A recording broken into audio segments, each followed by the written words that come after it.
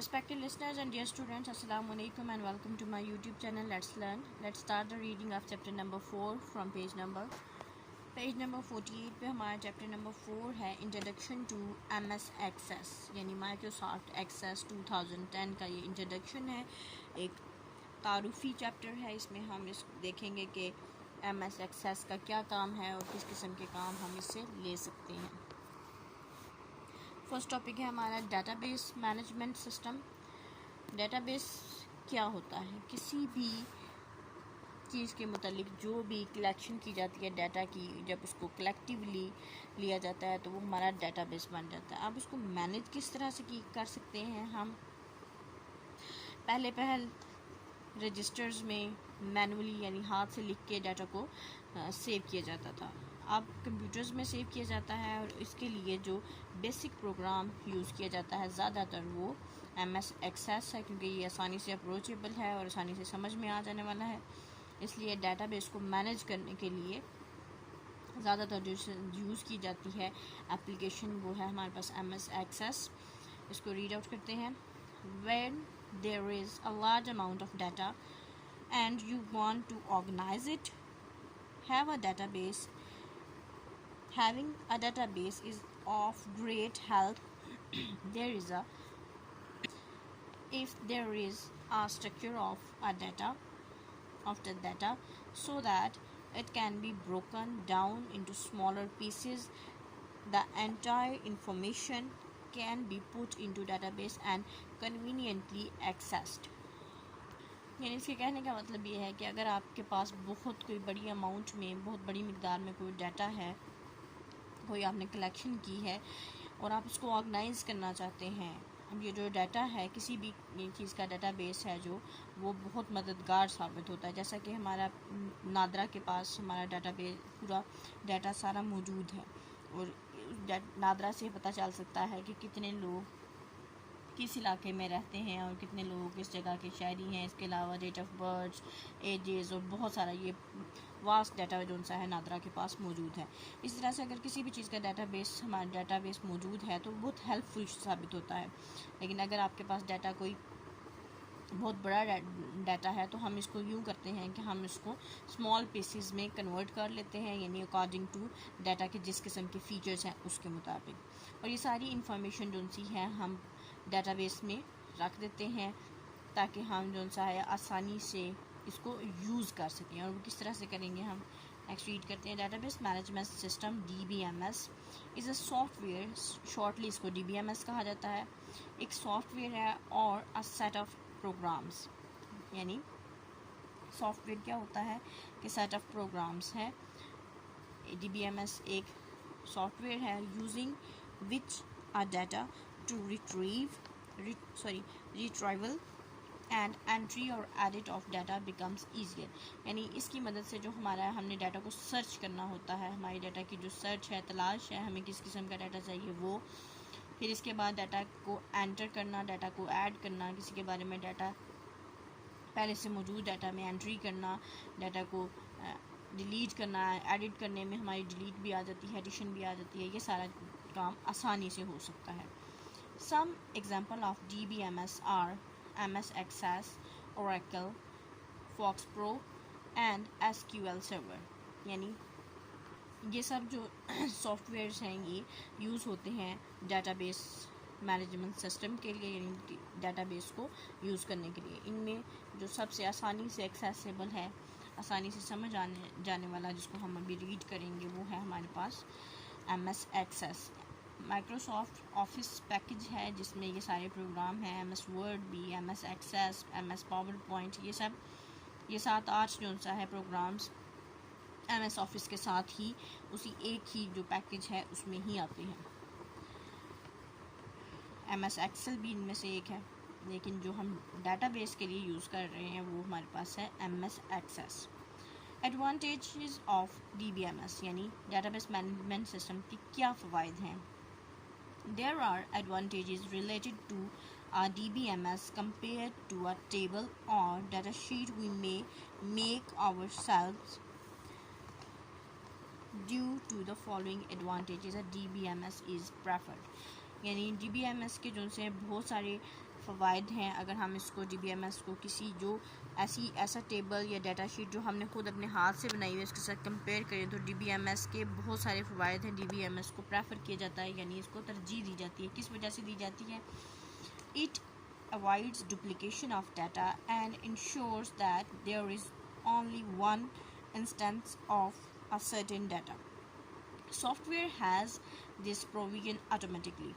क्या होता है कि जब भी हम इस तरह कंप्यूटर में MS Access यूज़ करते हुए कोई भी किसी चीज़ के बारे में डाटा एंटर करते हैं, फॉर एग्जांपल हमने किसी एक शख्स के बारे में डाटा पहले से एंटर कर दिया है, दोबारा फिर उसी के बारे में एंटर करेंगे तो हमें फ़ौरन से एक मैसेज आ जाता है कि ये डाटा ऑलरेडी एग्जिस्टेड है, ये ऑलरेडी मौजूद है ये डाटा, तो आप क्या इसको रिप्लेस करना चाहते हैं या नहीं करना चाहते। तो वो हमें फ़ौरन पता चल जाता है कि डाटा डुप्लीकेट हो जा रहा था, बजाय इसके कि अगर हम किसी रजिस्टर में अगर ख़ुद से लिखें तो हमें याद नहीं रहता कि फ़लाँ पेज पे हम पहले भी इस बंदे के बारे में या पहले भी इस शख्स के बारे में कोई डाटा लिख चुके हैं, इस किस्म की इन्फॉर्मेशन लिख चुके हैं या नहीं लिख चुके। इसलिए ये जो DBMS है, डाटा की जो डुप्लीकेशन है, यानी बार बार एक ही डाटा जो सा है हम सेव ना करते जाएँ, इस चीज़ को रोकता है।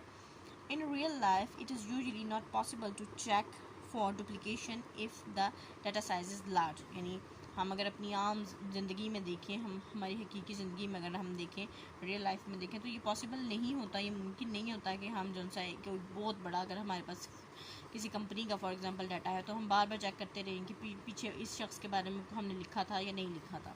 ये मुश्किल काम होता है। Duplication of data is also known as data redundancy, यानी हम जो ये जो डुप्लीकेशन है इसको डाटा रिडंडेंसी के नाम से भी जानते हैं। नेक्स्ट इसका क्या एडवांटेज है? It avoids data inconsistency. This means that if a single database used by multiple people, then it also ensures that the same data is present for all the users. For example, let's say a certain database is accessed by two departments of a company. The two departments are personnel and HR. If the two departments access the data almost simultaneously, then one department will see the updates by the other department or not. DBMS helps solve these issues. यानी कहने का मतलब ये data inconsistency का क्या मतलब है कि यानी आप अगर कोई एक कंपनी है तो उसमें दो डिपार्टमेंट एक बैक वक्त उसी एक डाटा को पे काम कर रहे हैं, चेक कर रहे हैं।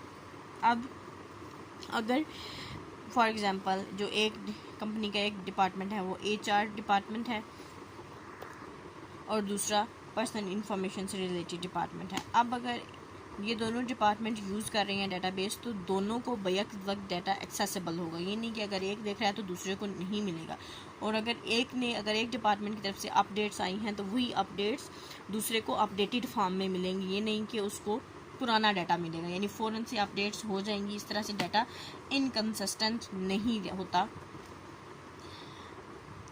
A variety of sophisticated techniques are used to access and update or view data from the database. यानी बहुत सारी ऐसी टेक्निक्स यूज़ की जाती हैं जिससे डाटा को आसानी से एक्सेस किया जा सके, देखा जा सके और डाटा को अपडेट भी किया जा सके। The DBMS can ensure different views for the different users of database. This helps to keep the confidentiality of the data safe. यानी DBMS जिस किस्म का यूज़र होगा उस किस्म का व्यू उसको देता है, यानी जिस किस्म का वो काम करना जानता होगा उसी किस्म का उसको व्यू मिलेगा। इस तरह से ये होता है कि जो डाटा की जो कॉन्फिडेंशियलिटी है, यानी डाटा कॉन्फिडेंशियल रहे, डाटा लीक ना हो, वो चीज़ कायम रहती है और डाटा सेफ़ रहता है, यानी सिक्योरिटी वाइज भी ये फ़ायदा मंद है। MS Access is a DBMS which is part of MS Office suite. It can store data and execute various options on its data like, यानी जो DBMS है, MS Access है वो DBMS का DBMS है जो कि जो MS Office यानी पैकेज है पूरा एक, उसका जो सा है एक प्रोग्राम है, एक हिस्सा है। इसका मकसद ये है कि डाटा को स्टोर करता है, डाटा को एग्जीक्यूट करता है, डिफरेंट प्रोसेसेस उस पर होते हैं और जिनमें ये ऑप्शन मौजूद हैं।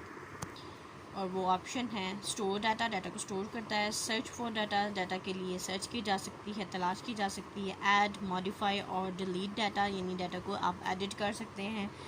क्यूरी, यानी डाटा को आप सिलेक्टिवली रिट्रीव, यानी आपको जो जिस किस्म का डाटा चाहिए आप उसको तलाश कर सकते हैं बड़े डाटाबेस में।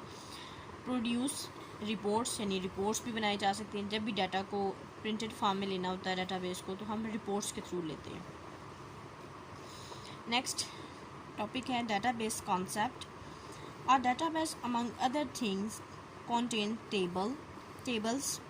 Data in the database is organized in these tables, यानी जो डाटाबेस है वो बाकी तमाम चीज़ों के साथ साथ इसमें टेबल्स भी मौजूद होते हैं और इन टेबल्स के अंदर ही डाटा जो सा है वो ऑर्गेनाइज किया जाता है, यानी तरतीब से इसी में ही लिखा जाता है, रखा जाता है।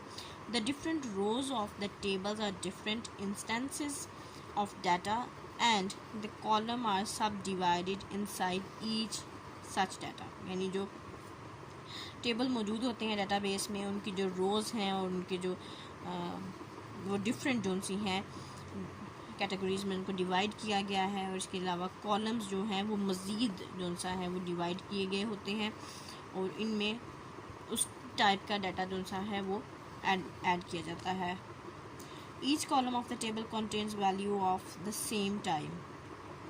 Same type here means that they are of a specific category of data. For example, your name is Alistair, but your age is not a set of alphabet, but is a number. The different types of data are, यानी जब भी आप data इसमें enter करते हैं तो हर column में एक ही किस्म का डाटा लिखा जाता है। फॉर एग्जांपल आप ये बना रही हैं, जैसे आपका नाम एलिस्टर है, अगर आप डाटाबेस में आपका नाम है तो नाम ये अल्फ़ाबेट्स में लिखा गया, लेकिन एज जब लिखेंगे तो उम्र आपकी जो सी है आप अल्फ़ाबेट्स में नहीं लिख रहे। अगर आप डिजिट्स में लिख रहे हैं तो आपका ये जो डाटा है ये क्या होगा, ये नंबर्स में होगा।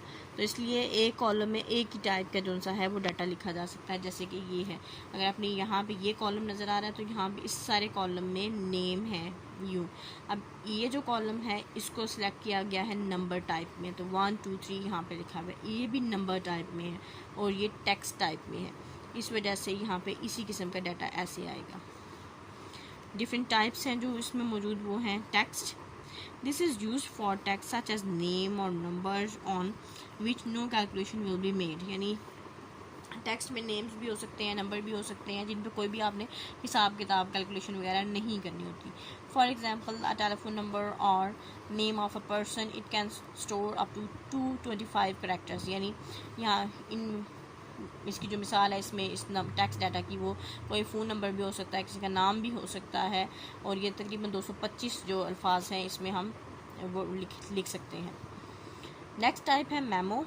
This is used for lengthy text और numbers such as with notes and descriptions, यानी ये इस किस्म का डाटा है जिसमें आपने लंबी लंबी जो सा तहरीर कोई लिखनी हो, सिर्फ नाम ना हो, पूरी पूरी लाइन की या पूरे पूरे पैराग्राफ की बात हो, तो इसमें शामिल है। या तो आप किसी चीज़ के नोट्स वगैरह बनाने, मतलब आपने कोई चीज़ याद रखने के लिए, मेमो का मतलब ये मेमो इन अ सेंस हम लेते ये हैं कि हमें रिमाइंडर के तौर पे हमें ये चीज़ याद रहे। इस तरह की चंद लाइनें आप लिख लें या कोई डिस्क्रिप्शंस लिखनी हो तो हम मेमो डाटा सेलेक्ट करते हैं। It can store up to 65,536 characters, यानी 65,536 करैक्टर्स इसमें अल्फाज इसमें लिखे जा सकते हैं मेमो टाइप में। नेक्स्ट है number. This content number on which calculation is possible, ये इसमें नंबर्स हैं जिस पे आप कोई कैलकुलेशन भी कर सकते हैं, आपने ऐड करना है, सब्ट्रैक्ट करना है, वो भी यहाँ पे हो सकता है। नेक्स्ट है date time. This is use for dates and times, यानी नाम से ही जाहिर है कि यहाँ पे ये यूज़ होगा अगर आपने किसी चीज़ की डेट या टाइम पर तारीख या कोई वक्त वगैरह लिखना है तो। नेक्स्ट है currency. This is use for currency values and to prevent the rounding off in calculations, ये इसलिए इस्तेमाल किया जाता है कि करेंसी की वैल्यू की जाए और फिर हमें राउंड ऑफ होकर यानी होल नंबर में ना मिले, पॉइंट के बाद की जो वैल्यूज़ हैं वो भी हमें नज़र आ रही हूँ। इस वजह से इस किस्म का डाटा लिखने के लिए, इस किस्म के डाटा के लिए हम करेंसी सेलेक्ट करते हैं। A good example of database is the telephone directory, यानी टेलीफोन डायरेक्टरीज हुआ करती थी। जिस तरह अब आपके मोबाइल्स में फ़ोन बुक्स हैं यानी पूरे कॉन्टैक्ट्स हैं, इसी तरह टेलीफोन डायरेक्टरीज हुआ करती थी जिनमें एक डिस्ट्रिक्ट के, एक इलाके के पूरे जो भी नंबर, लैंडलाइन नंबर्स हुआ करते थे उन वो लिखे हुए थे, उनका नाम, जिस शख्स के नाम पे टेलीफोन होता था, फिर उसके बाद उसका पता लिखा होता था। और ये बेस्ट एग्जांपल है एक मैनुअल डाटाबेस सिस्टम की। अब यही डाटाबेस सिस्टम को हम कंप्यूटराइज डाटाबेस सिस्टम के तौर पे यूज़ करते हैं। जैसे कि जिस भी कंपनी की सिम होती है उसी किस्म का वो सारा डाटा उस कंपनी के पास मौजूद होता है कि फ़लाँ बंदे के पास फ़लाँ नंबर फ़लाँ बंदे के नाम पे इशू है, तो उसकी सारे आईडी कार्ड की सारी इन्फॉर्मेशन, ये सारा डाटाबेस कंपनीज़ के पास मौजूद होता है। An example is shown long side, ये इस किस्म की ये एग्जांपल यहाँ पे शो की गई है। As we can see above, the names of people are contained in the name column, यानी ये नेम कॉलम में लिखे गए हैं। The corresponding addresses are contained in address column and similarly for the telephone numbers, यानी ये telephone numbers हैं, ये एड्रेसेस हैं और ये नेम्स वगैरह हैं। नेक्स्ट हमारा टॉपिक है स्टार्टिंग MS एक्सेस। किस तरह से स्टार्ट करना है। दो तरीके होते हैं। कोई भी प्रोग्राम जो आपके कंप्यूटर में इंस्टॉल्ड है उसको स्टार्ट करने के दो तरीके होते हैं। एक तो ये कि आप शॉर्टकट से डायरेक्टली ओपन कर लें, और दूसरा ये कि हम हमेशा ऑल प्रोग्राम्स में जाते हैं और वहाँ से उस ऑप्शन को सिलेक्ट करते हैं। यहाँ पे हम ऑल प्रोग्राम्स में उस तरह से ओपन करेंगे। Click on the start button, ये स्टार्ट बटन होता है, यहाँ पे क्लिक करते हैं, यहाँ पे विंडो बनी होती है। Click on all programs, then आप जब इसको क्लिक करेंगे तो ऑल प्रोग्राम्स को क्लिक करना है। जब ऑल प्रोग्राम्स को क्लिक करेंगे तो उसके बाद आपके पास ये सारे प्रोग्राम्स ओपन होके आ जाएंगे। क्लिक ऑन माइक्रोसॉफ्ट ऑफिस, जब यहाँ पे करेंगे तो आपने माइक्रोसॉफ्ट ऑफिस में जाना है, क्योंकि ये MS ऑफिस का पार्ट है, इसके अंदर आपको मिलेगा। जब इसको क्लिक करेंगे, click on MS Office and then click on Microsoft Access 2010। जब आप इसको क्लिक करेंगे तो MS ऑफिस के जितने भी प्रोग्राम्स हैं जो आपने इंस्टॉल्ड हैं आपके कंप्यूटर में, वो आपको वहाँ पे नज़र आ जाएंगे। यानी MS पावर पॉइंट भी होगा उसमें, MS वर्ड भी होगा, MS एक्सेल भी होगा, 3-4 और भी प्रोग्राम्स होते हैं जो बहुत कम यूज़ किए जाते हैं। उन्हीं में MS एक्सेस भी होगा, वहाँ से आप क्लिक कर लेंगे MS एक्सेस को। नेक्स्ट टॉपिक है क्रिएटिंग अ डाटाबेस। किस तरह से डाटाबेस को हम क्रिएट करेंगे। Let us learn how to create a new database called 1 steps to create a database। यानी हम देखेंगे कि इसमें कि किस तरह से डाटाबेस को क्रिएट किया जाता है, और इसको हम कहते हैं 1। अब स्टेप्स क्या हैं, ये हम स्टेप्स देखेंगे। On opening Access the Microsoft Access window open, जब आप इसको क्लिक करेंगे यहाँ से, जब आपने उसको सेलेक्ट करके ओपन किया तो आपके पास जो विंडो ओपन होगी वो MS एक्सेस की होगी। Under the file tab click on new, from the available options click on blank database, then type a new file name and click on create in the right pane. ऑल database files have .accdb extension. The database is created with an empty table with the name table1। यानी जब आपने इसको open किया, आपके पास MS access है, यहाँ से ये MS ऑफिस को क्लिक किया, यहाँ से इसको क्लिक किया, देन जब आप इसको क्लिक करेंगे तो इस किस्म की विंडो ओपन होगी। इसमें फाइल पे जाके यहाँ पे क्लिक करेंगे ब्लैंक डेटाबेस पे। ब्लैंक डेटाबेस को क्लिक करने के बाद हमारे पास जो डेटाबेस शीट है जहाँ पे हमने फिलिंग वगैरह करनी है वो शीट आपके ओपन हो जाएगी। और यहाँ पे आप पहले क्रिएट को क्लिक कर लेंगे, फिर उसके बाद डाटाबेस क्रिएट किया जा सकता है यानी बनाया जा सकता है। नेक्स्ट हमारे पास टॉपिक है डाटाबेस ऑब्जेक्ट्स। डाटाबेस में किस किस्म कौन कौन से ऑब्जेक्ट्स मौजूद हैं, कौन कौन से ऑब्जेक्ट पाए जाते हैं। There are quite a few database objects that are used while the database is in operation. The various database objects are मतलब मुख्तलिफ़ किस्म के डेटाबेस ऑब्जेक्ट्स हैं, उनमें से कुछ ये हैं। Table, these are use to store data in rows and columns, यानी टेबल्स को हम यूज़ करते हैं डाटा को रो और कॉलम की फॉर्म में, यानी टेबल फॉर्म में जब सेव करना हो तब।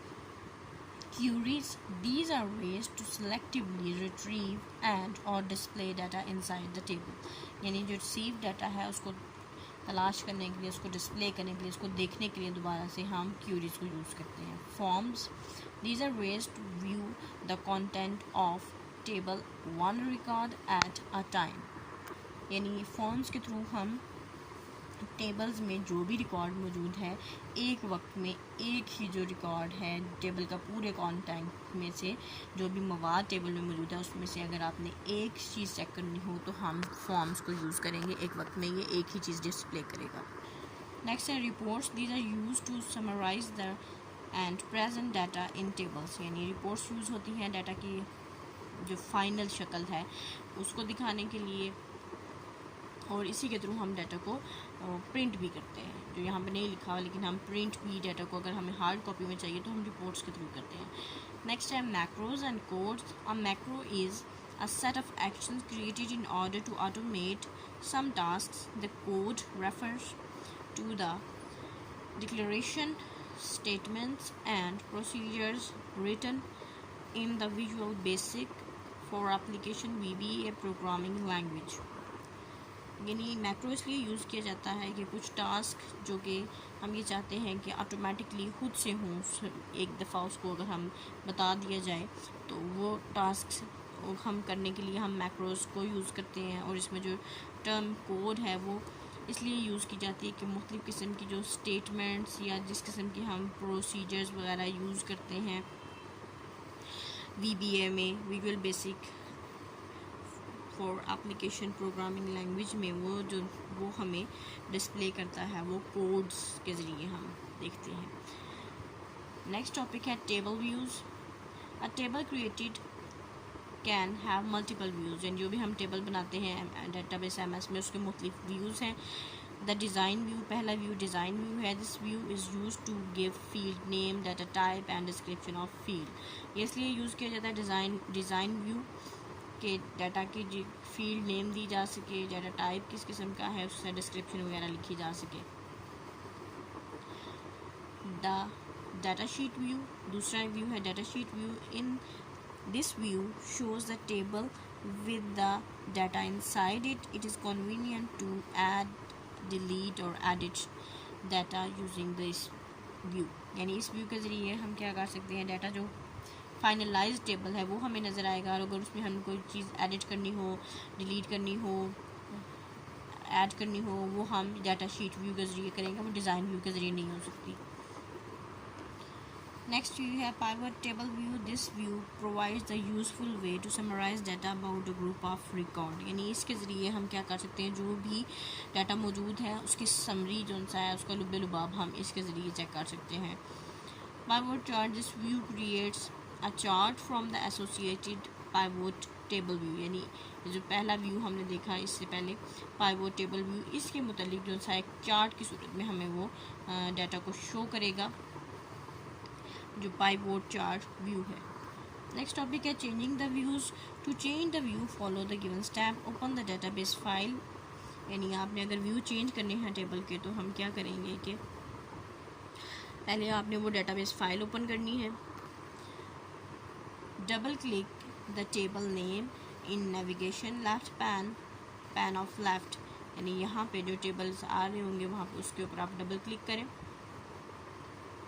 Doing the above will open the table in data sheet view, तो इस तरह करने से आपके पास जो टेबल ओपन होगा यहाँ पे ये डाटा शीट व्यू में टेबल आपका ओपन हो जाएगा। Click on the view drop down button in this views group on the home tab, यानी अब आपने अगर व्यू चेंज करना है तो आप क्या करेंगे, हम यहाँ से क्लिक करेंगे व्यू पे जो कि मौजूद है व्यूज़ ग्रुप में होम टैब में, ये चीज़ यहाँ पे क्लिक करेंगे।